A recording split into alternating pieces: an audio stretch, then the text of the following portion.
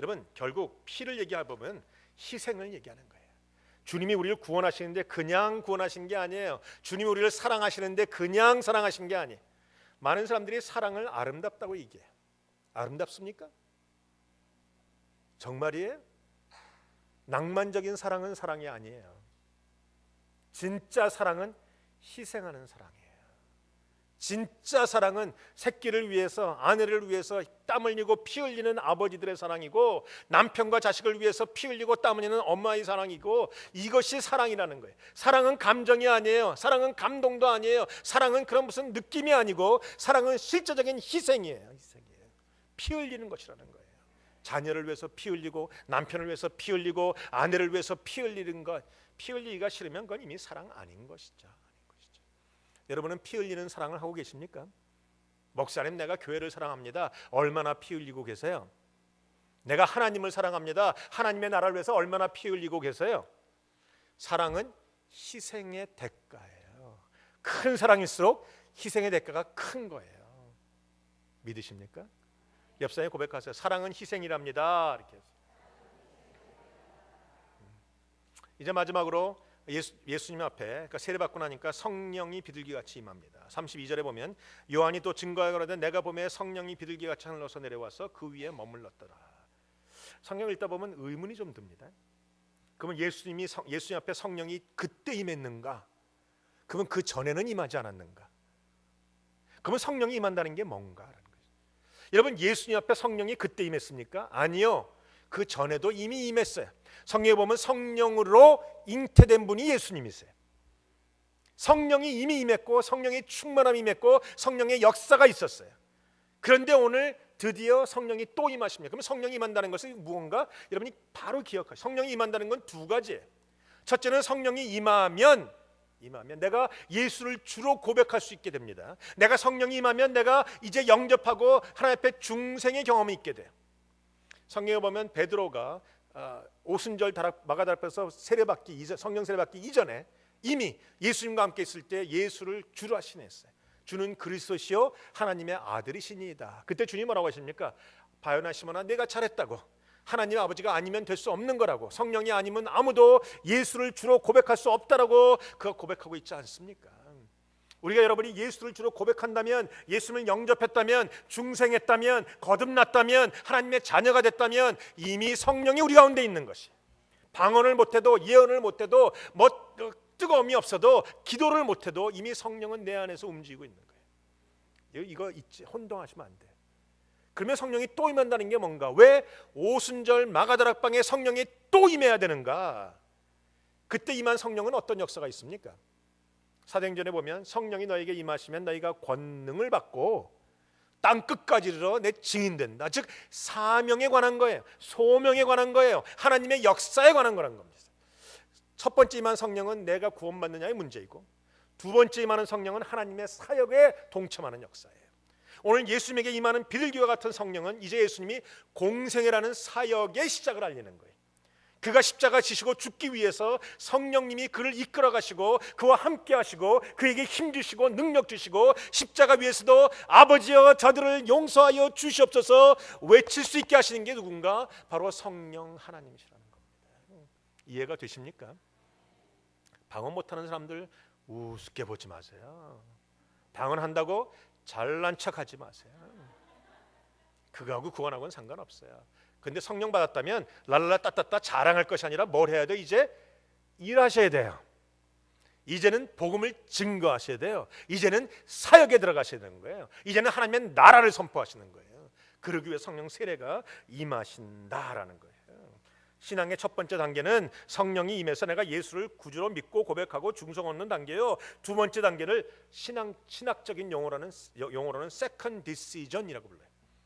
두 번째 결단이라고 불러요. 이 두 번째 성령님이 강하게 임하실 때 우리가 second decision, 내가 이제 내 생명을 하나님을 위해서 드리겠나이다. 저 같은 경우는 1980년에 임했어요. 내가 예수님 영접한 건 이미 그 전이고 80년에 대학교 1학년 때 그 세계 복음화 대성에서 내가 밤새도록 기도하다가 그 여의도 광장에서 비 맞고 기도했던 그 수없이 많은 대학생 중에 한 명으로 기도하다가 성령이 강하게 임하시고 제가 내 인생을 하나님께 드려버렸다는 것이지. 세컨드 디시전 한 거예요. 하나님 앞에 나의 인생을 드리면서 사역을 시작한 겁니다. 물론 목회자는 나중에 됐지만 그때부터 하나님이 나를 그 길로 불러서 움직이고 시작하셨다는 것이죠. 여러분에게 이 두 번의 결단, 두 번째 결단까지 있게 되시길 주님의 이름으로 축원드립니다. 두 번째 결단이 있던 사람을 우리가 누구라고 부르느냐? 사도라고 불러요. 첫 번째는 제자들이에요. 이 성령님을 통해서 예수를 주로 고백하는 제자들, 그게 마태, 마가, 누가, 요한에 나오는 것이고, 사도행전 넘어오면 또 한 번의 성령이 임해서 세컨드 디시전으로 사도가 돼요. 복음을 들고 나가게 되는 거예요. 제가 원하는 건 제자가 아니라 사도들이에요. 여러분이 사랑하는 성도들이 사도가 돼서 생각해 보세요. 여기 모여 있는 우리 교회 교인들이 다 사도가 돼서 세크라멘토 땅에 곳곳이 나간다면 세크라멘토는 다 뒤집어져야 되는 거예요. 사단이 무서워하는 것은 사도들이에요. 제자들을 안 무서워해요. 사도들을 무서워하신다고요. 근데 또 하나, 오늘 성령이 비둘기같이 임한다고 했어요. 왜 하필이면 비둘기인가? 왜 비둘기인가? 여러분, 비둘기라는 것은 제사장의 입장에서는 이게 저거예요. 그 제물이에요. 제물. 송아지도 제물이고 어린 양도 제물이고 비둘기도 제물이에요. 제물. 그러니까 제사장의 아들이었던 세례 요한의 눈에는 제물로 임하는 거예요. 즉 예수님이 피 흘리심으로 앞으로 걸어갈 길, 이 제물의 입장에서, 다시 말하면 어린 양, 제물되는 어린 양의 그 모습으로 오시는 것을 하나님이 보여주신 것이죠. 그런데 재밌는 사실이 있어요. 비둘기같이 임하는 것을 누가 보았습니까? 예수님이 보았습니까? 세례 요한이 보았어요. 왜요? 증거하라고 본 거예요. 세례 요한의 눈에만 보였어요. 세례 요한이 보고 이제 확신 있게 증거하는 거예요. 하나님께서 여러분에게 환상 보여주실 때가 있어요. 하나님이 여러분에게 강력하게 성령의 충만함과 느낌과 어떤 그 역사를 줄 때가 있어요. 이유가 뭔가? 자랑하라는 게 아니에요. 나는 하늘을 봐, 나는 환상을 봐, 이게 중요한 게 아니고 그것을 통해서 예수를 힘있게 증거하라고. 그 환상을 본 후에야 이 세례 요한은 알았어요. 아, 이분이 예수님이구나, 이분이 그리스도구나, 이분이 메시아구나, 이분이 세상길을 지고 가는 하나님의 어린 양이구나, 확신이 들었다고 오늘 성경은 기록하고 있죠. 하나님은 여러분이 확신 주기 위해서 보여주십니다. 남들에게 자랑하라는 것이 아니라 확신을 가져야 된다는 것이. 우리 희생제물 되시는 어린 양 되시는 예수님, 이 의미가 뭔가? 여러분, 제물은요, 아까 말한 것처럼 어린 양을 죽일 때는 제사장이 그 당사자를 불러와요. 당신의 그래서 머리를 얹고 어린 양의 머리에 손을 얹고 기도합니다. 이 사람의 모든 죄가 이 어린 양 위에 덮여지게 하시옵소서. 그래서 제물과 이 사람이 동일시되는 거예요. 그리고 어린 양을 죽여요. 이 사람은 죽지 않아요. 어린 양이 피 흘려요. 이 사람은 피 흘리지 않아요. 어린 양이 불에 활활 탑니다. 그러나 이 사람은 불에 타지 않습니다. 그럼에도 불구하고 이 사람과 제물이 하나가 되는 거예요. 이게 기적이고, 이게 은혜이고, 이게 비밀인 거예요. 오늘 우리에게 어린 양으로 오신 주님, 비둘기같이만 성령을 가지고 어린 양의 입장에서 오신 주님과 내가 하나가 되어야 되는 것이에요. 주님의 십자가는 내 십자가인 거예요. 주님의 죽으심은 나의 죽음인 거예요. 주님의 피 흘리심은 내가 피 흘린 거예요. 주님이 당한 고통은 내가 당한 거예요. 여러분이 십자가를 볼 때마다 이 주님과 하나됨을 느끼지 않으면 신앙인이 아니에요. 여러분이 십자가를 볼 때마다 그곳에서 죽으신 주님과 내와 하나가 되는 경험이 있어야 됩니다. 십자가를 볼 때마다 감동이 있어야 됩니다. 십자가를 볼 때마다 사랑이 있어야 됩니다. 십자가를 볼 때마다 승리를 느껴야 되는 것이에요. 여러분 마음속에 근심이 있습니까? 여러분의 마음속에 두려움이 있습니까?